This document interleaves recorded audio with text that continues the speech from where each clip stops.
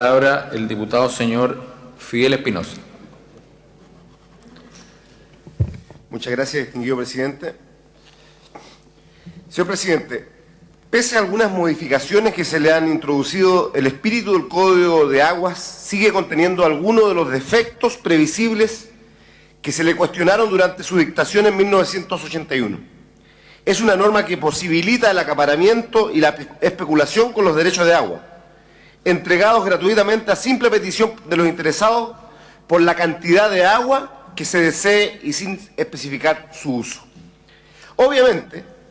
como uno de los resultados previsibles, esas características tan propias de quienes creen ciegamente en la mano invisible del mercado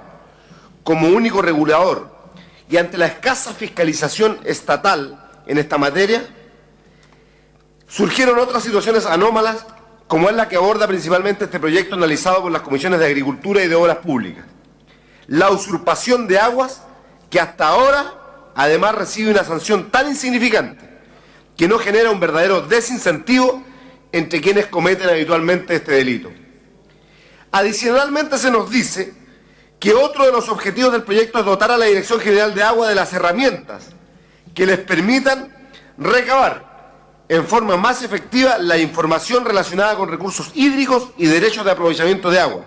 lo que por cierto parece correcto, considerando que, como lo señala un estudio del Banco Mundial de marzo del 2011, comillas, el registro público de derechos de aprovechamiento de aguas está incompleto y desactualizado, pues se conoce información solo respecto, señor presidente, del 30% de los titulares de los derechos de agua. Este mismo informe del Banco Mundial agrega otro dato relevante, que, comillas, la mayoría de las cuencas y subcuencas del país no tienen juntas de vigilancia ni ningún otro tipo de organización de usuarios. En total hay 51 juntas de vigilancia establecidas y menos de la mitad de las 151 juntas de vigilancia están registradas en el archivo público de la DGA. Asimismo, según datos de la Comisión Nacional de Riego de noviembre del año pasado, más grave aún en esta materia es la situación respecto a las aguas subterráneas, pues a fines del 2011 se advertía que solo había una comunidad de aguas subterráneas en Chile, en la región de Atacama, a la que se sumaría pronto una segunda en la región de Coquimbo. De hecho, señor presidente, otro informe está elaborado por la Asociación Nacional de Empresas de Servicios Sanitarios y el Centro de Investigación y Planificación del Medio Ambiente, y dado a conocer en enero de este año, reconoce que existe una falta general de información sobre las aguas subterráneas y hay un conocimiento insuficiente sobre su funcionamiento, en particular su interacción con las aguas superficiales. Es decir,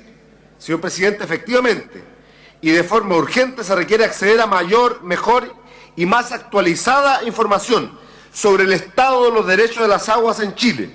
los que, pese a esta incertidumbre informacional, siguen entregándose y en algunos casos concentrándose en pocas manos, como ocurre especialmente con grandes empresas y consorcios del sector eléctrico.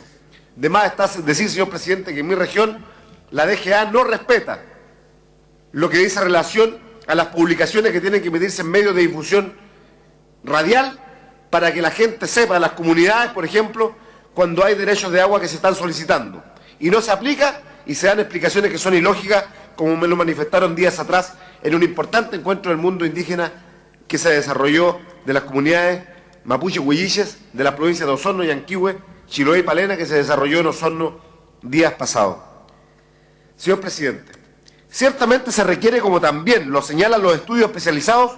una más moderna y poderosa institucionalidad hídrica, y no solo entregarle a la DGA, como lo hace este proyecto, la posibilidad de contar con el auxilio de la fuerza pública, que debe solicitársele al intendente o gobernador respectivo, después de haber intentado obtener autorización para ingresar a fiscalizar un predio privado.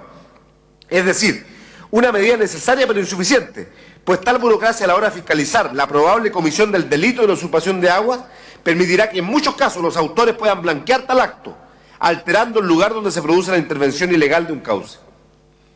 Pero lo que me preocupa más aún, señor presidente, es que a la hora de debatir y legislar sobre esta materia se sigue evidenciando el sesgo productivista o economicista con que se abordan,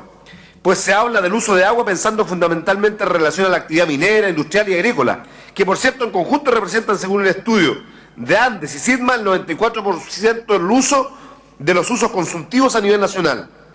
quedando el uso doméstico solo en el restante 6%. pero dejando de lado actividades y usos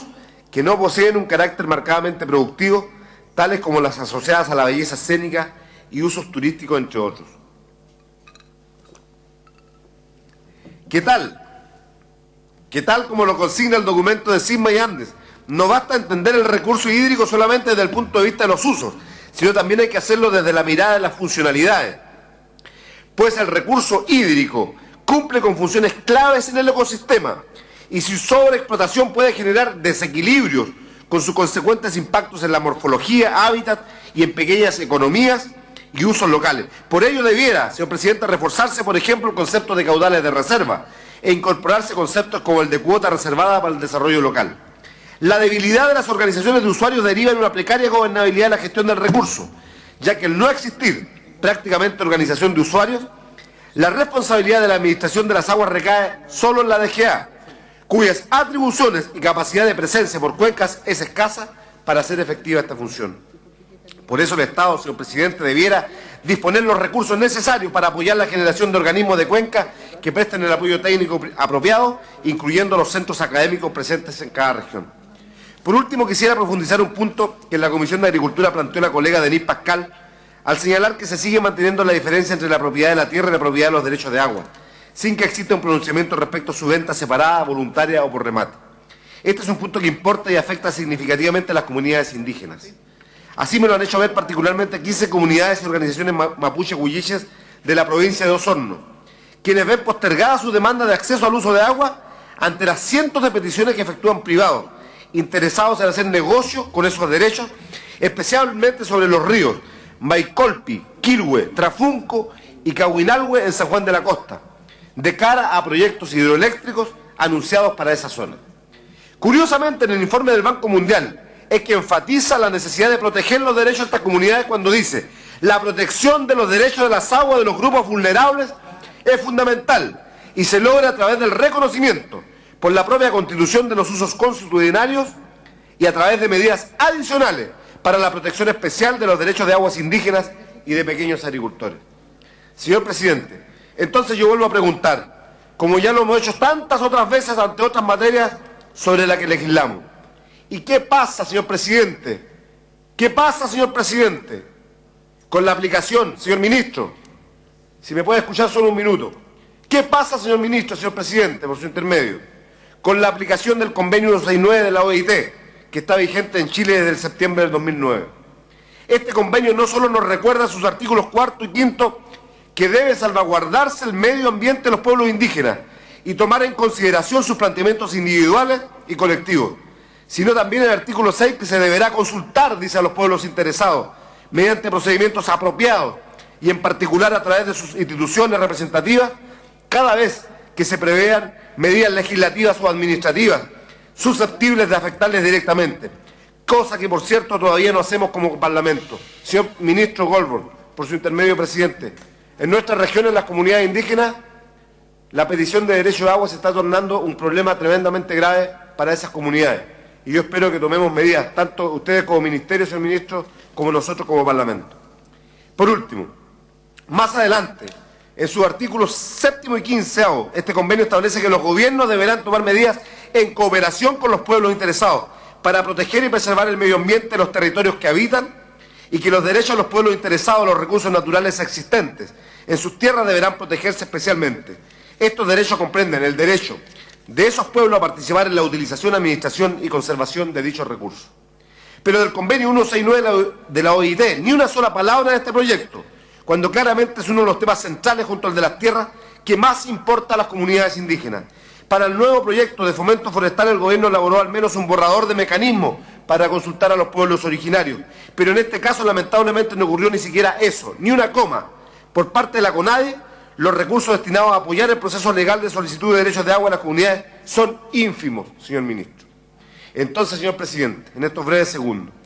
me parece bien que se aumenten las sanciones para quienes usurpan aguas de otros.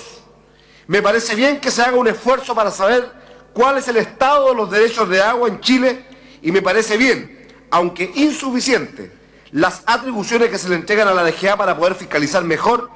y más eficientemente, pero me sigue pareciendo mal, nefasto y negligente que el Estado siga promoviendo legislación sectorial solo desde una mirada técnica y productiva y no incluya ni considere como nuestros compromisos internacionales nos obligan los derechos y demandas de los pueblos originarios frente al uso de recursos naturales tan vitales para su vida, su subsistencia y su cultura como es el agua. Por lo anteriormente, señor presidente, anuncio mi voto de abstención en este proyecto. He dicho. Gracias, diputado Espinosa. Tiene la palabra el diputado Juan Carlos Latorre.